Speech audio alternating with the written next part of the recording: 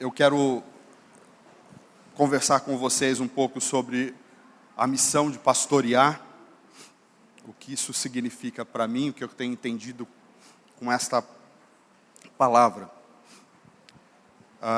Quase sempre que eu paro para pensar sobre esse desafio, essa missão de ser pastor, e sobretudo pastor de uma igreja local, costumo pensar também no apóstolo Pedro.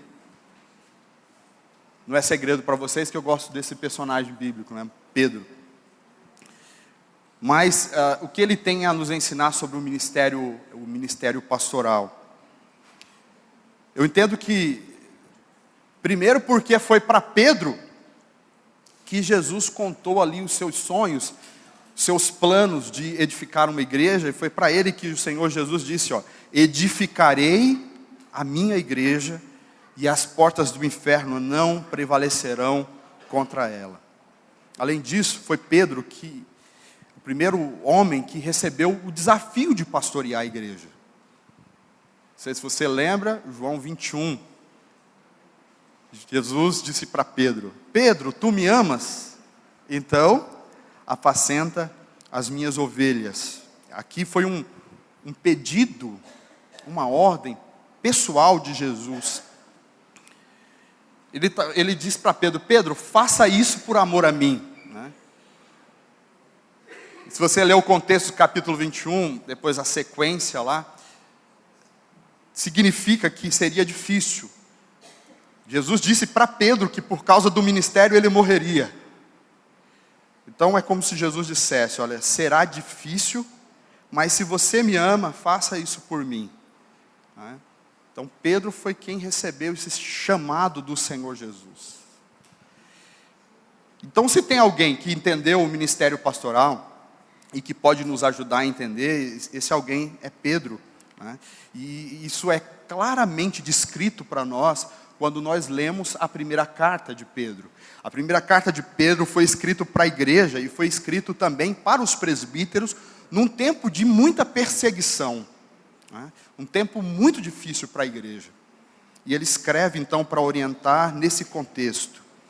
E aí quando você lê essa carta, ele conclui a carta falando diretamente com os pastores, com os presbíteros, com os líderes da igreja. Se você parar para analisar essa lógica da instrução do apóstolo, você vai entender o seguinte, tem uma mensagem nisso. E eu queria que passasse ali o slide, que é o seguinte, o ministério pastoral somente encontra o seu real sentido, significado, quando este é baseado em uma compreensão correta do que é a igreja de Cristo. Então, o pastor só vai entender o que é ser pastor, ou a igreja só vai entender o que é ser pastor, se a gente compreender o que é a igreja. Eu digo isso é óbvio, né? Parece ser óbvio, mas eu tenho a impressão que tem muitos pastores da igreja evangélica que não têm uma compreensão clara do que é a igreja, e por isso escarnecem do evangelho, por isso dirigem a igreja ao seu bel prazer, com seus propósitos e planos pessoais. Então, a gente precisa entender o que é a igreja, para a gente poder entender a missão de pastorear, e não só pastorear, a missão de estar como líder numa igreja local, participar da liderança de uma igreja. Então, eu vejo claramente essa ideia na carta de Pedro aqui, porque é só você olhar os primeiros capítulos. Nos primeiros capítulos ele começa a apresentar a sua eclesiologia. O que é isso? Ele começa a dizer o que ele entende, qual o conhecimento que ele tem sobre igreja e qual a definição que ele tem sobre igreja. E ele faz isso nos primeiros capítulos dessa carta. Eu quero aqui com você ver algumas afirmações, fazer algumas afirmações com base nessas conclusões de Pedro. Em primeiro lugar, o que é a igreja para Pedro? Em primeiro lugar, igreja é uma comunidade formada por discípulos de Jesus, aqueles que foram salvos pela graça, aqueles que foram salvos pela graça. Onde está isso, pastor? está nos versículos de 1 a 12. Na apresentação, ele fala da igreja nesses termos. Então, Paulo, aqui no caso Pedro, entende que por eles serem discípulos, por eles serem separados do mundo, eram por isso que eles estavam sofrendo perseguição, privação, por causa de Cristo. Então, o primeiro conceito ali importante, né? O que é a igreja? É essa comunidade de discípulos, daqueles que foram alcançados pela misericórdia de Deus. Em segundo lugar, para Pedro, o que é a igreja? Igreja é uma família, a família de Deus. Não uma família qualquer, uma família santa, onde os filhos imitam o Pai que é santo. E aí, onde está escrito isso? Os versículos 13 até o 17, Pedro usa esses termos para falar sobre igreja. Eu destaco os versículos 14 e 15, onde ele diz: como filhos obedientes, não se deixam amoldar-se pelos maus desejos de outrora, quando viviam na ignorância, mas assim como é santo aquele que os chamou, sejam santos vocês também em tudo o que fizerem, porque está escrito: sejam santos, porque eu sou santo. Então, é um povo santo, a igreja de Cristo. Em terceiro lugar, para Pedro, o que é a igreja? A igreja é um grupo de pessoas que foram resgatadas e compradas por Deus, pelo precioso sangue de Jesus. Aqui mostra já um indicativo de quanto a igreja é valiosa. O versículo 18 e 19, ele diz: sabendo que não foi mediante coisas corruptíveis, como prata e ouro, que foste resgatados do vosso fútil procedimento, que vossos pais vos legaram, mas pelo precioso sangue, como de um cordeiro sem defeito, sem mácula, o sangue de Cristo. Então a igreja é essa comunidade, esse grupo de pessoas resgatados, que eram escravos, mas que foram resgatados, mais do que isso, foram comprados pelo sangue de Jesus. O apóstolo Paulo confirma essa ideia no seu sermão aos presbíteros, lá em Atos 20, 28, quando ele fala aos presbíteros de Éfeso, ele diz: atendei por vós, tenham cuidado de vós e do rebanho sobre o qual o Espírito Santo vos constituiu bispos, para pastoreardes a igreja de Deus, o que ele comprou com o seu próprio sangue. Então aqui mostra o quanto a igreja é valiosa para Deus. Pedro está declarando isso nessa carta. Em quarto lugar, o que é a igreja para Pedro? Antes dele falar de ser pastor, o que é a igreja? Igreja é uma casa, ele diz. É uma casa espiritual, uma construção que foi edificada por Cristo, e cada membro é uma pedra. A construção daquelas épocas eram construídas por pedras. Está dizendo, cada cristão é uma pedra viva, um tijolo nessa construção. Aí nós já estamos no capítulo 2, os versículos de 1 a 8, você vê, ele trabalha esses conceitos sobre igreja. Eu destaco aqui, do capítulo 2, os versículos 4 e 5, que ele diz assim: chegando-vos a vós para ele, falando de Cristo aqui, a pedra que vive, rejeitada sim pelos homens, mas para Deus eleita e preciosa, também vós mesmos, como pedras que vivem, ou pedras vivas, sois edificados, casa espiritual, para serdes sacerdócio santo, a fim de oferecerdes sacrifícios espirituais agradáveis a Deus, por intermédio de Jesus Cristo. Isso é a igreja, é essa casa onde Deus habita, é a casa do Pai. Deus habita em nós, dos nossos corações, é a casa do Pai. Mas essa casa, que é a casa do Pai, o prédio do Pai, essa casa foi edificada por Jesus e sobre Jesus. Ou seja, Jesus Cristo é o alicerce, diz o texto que ele é a pedra, ele é a rocha sobre qual, ele é o alicerce sobre qual a igreja é edificada. Mas não só o alicerce, ele mesmo com as suas mãos é o construtor da igreja. Por isso, lá no Evangelho de Mateus, Jesus diz: sobre essa pedra, falando dele mesmo, edificarei a minha igreja. Edificarei. Ele é a pedra, o alicerce, ao mesmo tempo o edificador. E ele faz essa declaração: as portas do inferno não prevalecerão contra ela. A casa do Pai, Jesus é o alicerce e o construtor, mas o Espírito Santo é quem nos une. O Espírito Santo, na teologia da Bíblia, no entendimento da palavra de Deus, o Espírito Santo é aquele que dá a liga. Nessa metáfora, ele é como o cimento, né, como a massa do pedreiro, que dá a liga entre as pedras.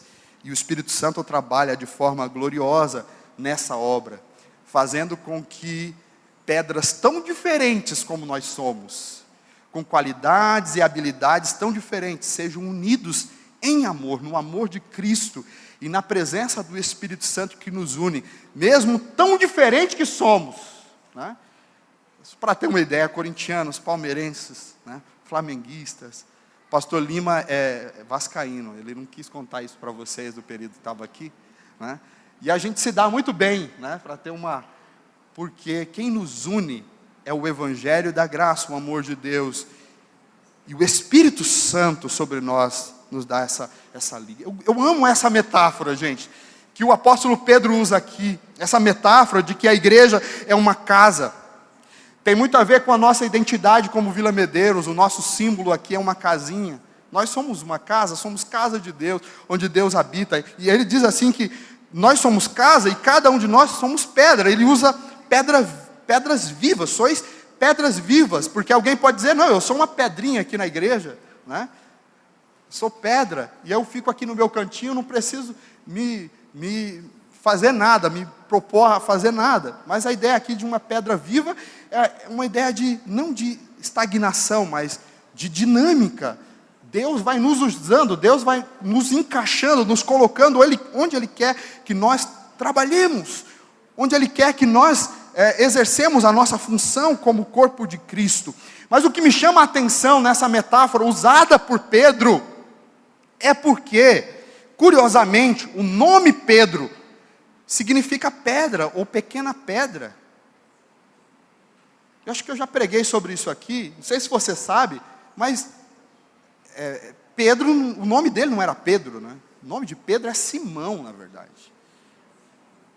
Quem deu esse nome de Pedro a Pedro foi Jesus. Foi Jesus que mudou o nome dele, então é como se fosse um sobrenome, é Simão o Pedro, né? Simão o Pedro, ou como se fosse um apelido ou um sobrenome. Isso está lá no primeiro capítulo do Evangelho de João, os versículos 40 a 42, ali narra o primeiro encontro de Pedro e Jesus. Quando Jesus olhou para ele, versículo 42, diz assim, em vez de Pedro se apresentar para Jesus, foi Jesus que disse: você é Simão, filho de João, mas você vai ser chamado Pedro, você vai ser chamado Cefas. Em outras palavras, Jesus está dizendo para Pedro: Pedro, eu sei quem você é, e eu sei o que eu vou fazer com você. Eu sei o que você há de ser. Eu tenho planos para a sua vida. Você ainda não sabe, mas você vai ser uma pedrinha importante na construção do meu reino. Você vai ser uma pedra fundamental, uma pedra importantíssima na construção da minha obra.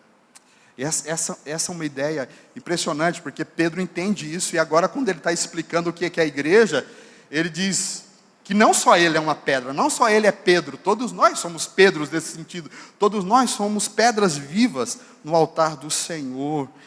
Eu entendo que assim como Pedro, cada um de nós somos uma pedra nessa construção, e Deus está edificando uma casa, Deus está construindo, edificando, constituindo um povo, uma igreja, e você é uma peça importantíssima nesse projeto. Cada um de nós tem lugar para nós nessa casa, tem um espaço para nós nesse quebra-cabeça que Ele está montando, que somos nós. Tem um lugar para você, um lugar especial para você nessa casa. Deus quer quer que você seja usado por Ele, e que você ajude nessa construção, participe dessa construção. Para Pedro, o que é uma igreja? A igreja é uma casa espiritual, a casa do Pai, edificada por Jesus, e unida, os tijolos são unidos pela ação do Espírito Santo sobre nós. Em quinto lugar, o que é igreja para Pedro? Quinto lugar, para o apóstolo, igreja é um povo, é um novo povo de Deus, não um povo unido por sangue ou pela carne, mas unido pela misericórdia. Me refiro ao versículo 10. O versículo 10 diz assim: antes vocês nem sequer eram povo, mas agora são o povo. Não é um povo, são o povo de Deus. Vocês não haviam recebido misericórdia, mas agora a receberam. Eu amo essa palavra porque ela revela um pouco da nossa história. A gente era nada, a gente não tinha muito futuro, mas um dia Jesus passou na nossa vida, assim como um dia Jesus passou pela vida de Pedro, e diz: eu sei quem você é. Talvez você hoje é um pescador, um homem simples, não tenha visto muito propósito na sua vida, mas eu também sei o que você há de ser. Você vai ser importante, você vai ser útil no meu reino. Da mesma forma também nós estávamos condenados à morte. Não éramos povo de Deus, não éramos nada, mas um dia Deus nos alcançou pela sua misericórdia. Deus nos amou gratuitamente. Deus se aproximou de nós quando nós não tínhamos sobrenomes, quando a gente não tinha recursos, quando a gente nada éramos. Ele nos alcançou e nos abençoou, e deu não só um nome para a gente, mas também nos deu sentido, propósito, significado para a nossa existência. O apóstolo Pedro, nessa carta, então, com base nessas 5 afirmações que ele fez aqui para nós, né, que a gente faz com base no ensinamento dele, ele faz então uma definição do que é a igreja.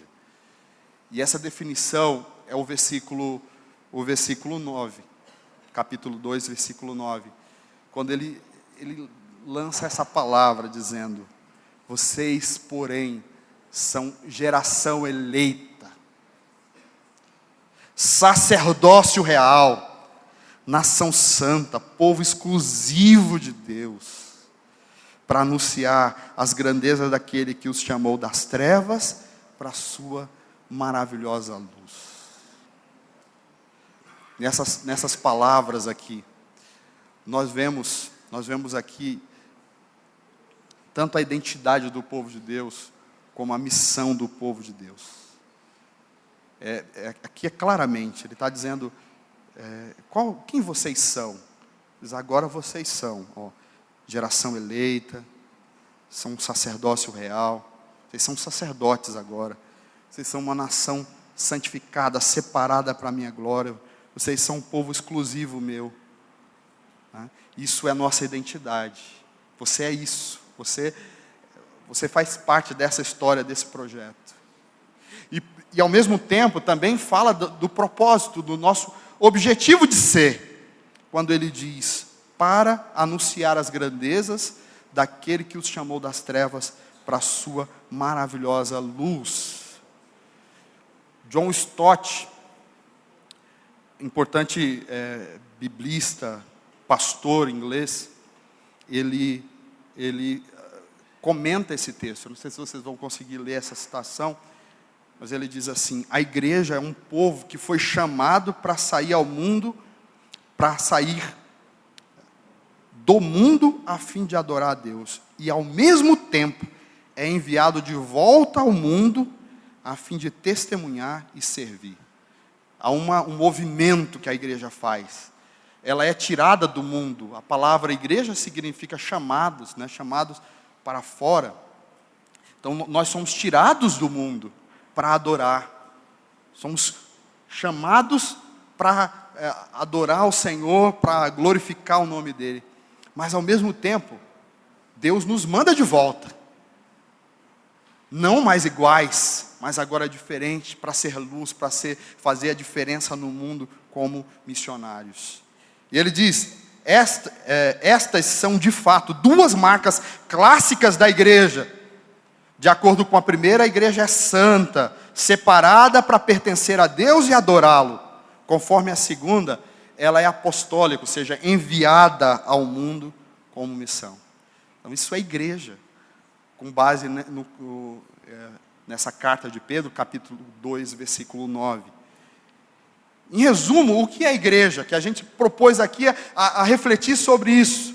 O que é a igreja? Em suma, de acordo com essa primeira carta de Pedro, igreja, ela é uma comunidade de fé. É uma santa família. Nós somos uma família, mas não uma família qualquer, uma santa família. Um grupo de discípulos de Jesus. Uma casa espiritual composta por pessoas que foram salvos, que foram alcançados pelo amor do Pai, pelo amor de Deus. A igreja é o povo exclusivo de Deus, mas não um povo comum, um povo qualquer, um povo com propósito, com razão de ser. A igreja é a amada do Senhor. Igreja é a amada do Senhor. Igreja é a noiva do Cordeiro. Ela é valiosíssima, valiosíssima. Custou o sangue do Senhor Jesus. Na verdade, é a coisa mais preciosa aos olhos de Deus. A coisa mais linda, mais preciosa que Deus tem no mundo. Essa reflexão que nós precisamos fazer. Em reflexão, dizer o seguinte: igreja é coisa muito séria, gente. É preciso entender o quanto ela é preciosa. Isso aqui, esse negócio que nós vivemos aqui, aquilo que o Senhor nos chamou a ser, é um mistério grandioso. O apóstolo Paulo fala que a igreja é um mistério. Quando ele explica sobre igreja na carta aos Efésios, ele diz que há mistérios que ele, apóstolo, não compreendia, mas o fato é que a igreja, ela age numa esfera diferente, em uma outra dimensão, que ele chama de regiões celestiais. A igreja age por suas ações, por suas orações. Quando a igreja dobra os joelhos e clama ao Senhor, coisas extraordinárias acontecem, coisas mudam no mundo, e o toque de Deus age nessa esfera do mundo celestial, no mundo espiritual. Quando nós oramos, aí você poderia perguntar: pastor, me explica isso. Eu também não sei, mas é uma coisa magnífica. Quando a Bíblia diz que a noiva de Cristo, mesmo antes da glorificação, já é convidada para sentar com o noivo nas regiões celestiais, e desde já começar a governar com Ele, ministrar as dispensações de Deus, os dons de Deus, o poder de Deus, a unção de Deus. É por meio da igreja, a graça de Deus é manifestada ao mundo. Através da igreja, as bênçãos de Deus alcançam as pessoas e abençoam todas as famílias da terra. Isso é precioso demais, é magnífico demais. E aí, apesar de toda a preciosidade da igreja, o apóstolo Pedro conclui a carta dizendo que Jesus Cristo entregou a igreja aos cuidados, o seu rebanho, né? Aos cuidados de pastores humanos. Lá no capítulo 5, o versículo de 1 a 4, nos diz isso. Obviamente que isso é um grande privilégio, né? Um privilégio que Deus dá para pessoas que não merecem. Mas sem dúvida, irmãos, é uma imensa responsabilidade. Segundo a Bíblia, cabe aos pastores nessa questão no pastoreio, a missão de cuidar, de orientar, alimentar espiritualmente os membros, liderar a igreja como povo de Deus. Mais do que isso, né? Ou relacionado a isso, é dever dos pastores, dos líderes, e aí eu incluo os diáconos, os líderes de ministérios da igreja, é dever de ajudar a noiva a se preparar para o dia glorioso do casamento com o Cordeiro. pastores devem ajudar a igreja a viver em santidade e a cumprir sua missão no mundo. Isso não é uma tarefa simples. E é pior do que isso. A missão já é árdua, mas diz o texto que um dia eles terão que prestar contas do trabalho deles. Por isso que eu fico pensando em alguns pastores da igreja evangélica brasileira que levam as coisas de Deus de qualquer forma.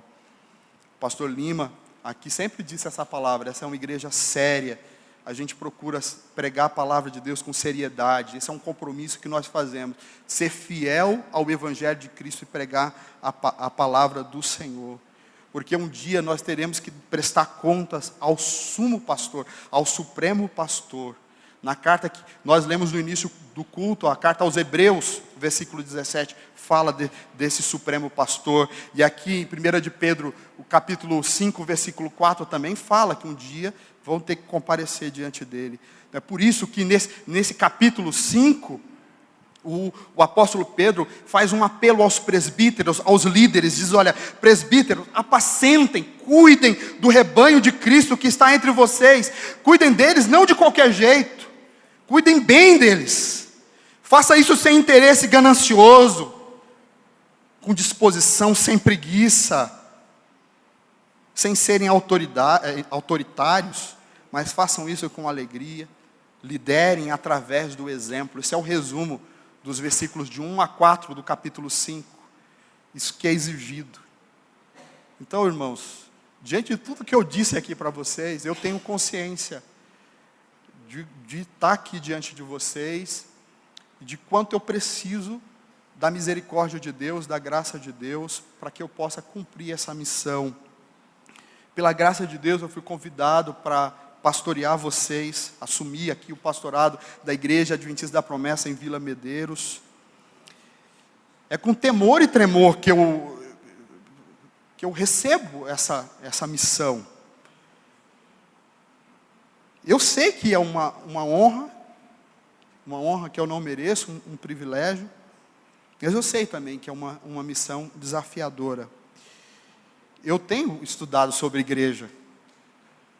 Nos últimos 10 anos da minha vida, eu tenho estudado sobre igreja, estudado para entender o que é igreja, buscado compreender isso. E cada vez que eu aprendo mais sobre igreja, mais escandalizado eu fico, mais preocupado eu fico, e mais cresce para mim essa responsabilidade de pastorear a igreja. Eu sei que igreja é algo muito sério, eu tenho consciência, sobretudo, das minhas limitações, mas eu venho me colocando à disposição de Deus.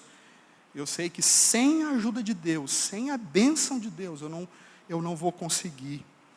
Eu sei que eu preciso da mão dele sobre mim, como esteve sobre Esdras, sobre Neemias, a presença dele como esteve sobre Moisés, sobre Josué.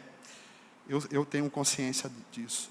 Mas eu também preciso, sobretudo, que vocês orem por mim, para que Deus me use, para que eu possa cumprir fielmente o ministério que Ele tem me dado aqui com vocês nesse lugar.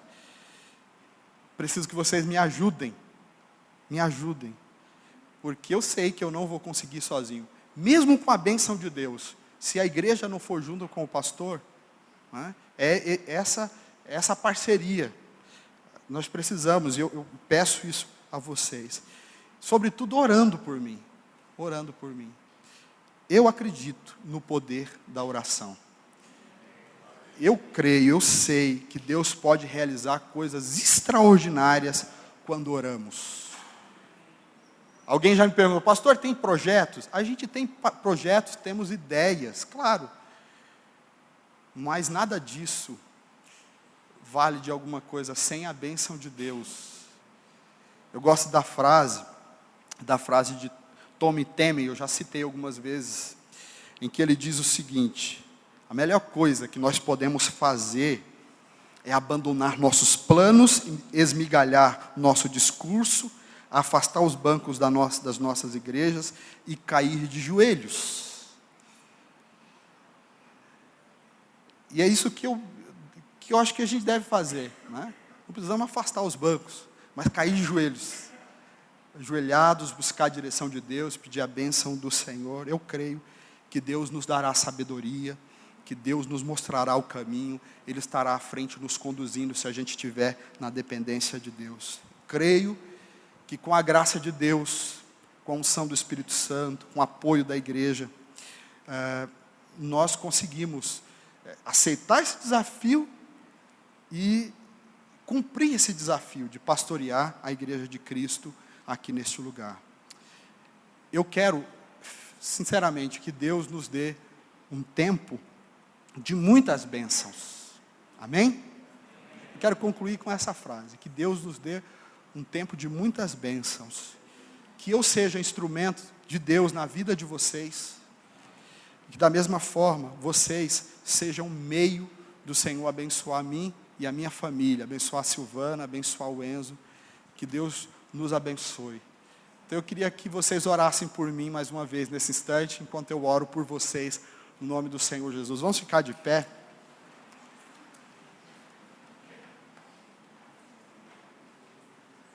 Eu queria que vocês orassem agora pelo futuro aqui de Vila Medeiros, pelos planos e o que o Senhor deseja. Ele nos chamou para estar aqui, creio assim, nos conduziu até esse momento, e daqui para frente, o que Ele quer de nós, o que Ele deseja de nós, o que Ele quer que eu ajude vocês, em que área, né?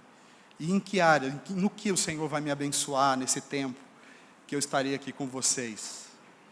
Orem por mim, orem pela liderança dessa igreja, pelos presbíteros que fazem parte dessa equipe pastoral. Orem pelos diáconos, pelos líderes de ministérios, alguns ministérios que já estão definidos, alguns que ainda precisarão ser definidos, que o Senhor abençoa, dando unção, derramando da sua graça, da tua glória. Ore pela igreja nesse momento, igreja aqui em Vila Medeiros, para que ela possa cumprir a missão dela nesse lugar. Queria que vocês me ajudassem nesse sentido, e que eu vou orar por vocês, e que vocês também orassem por mim.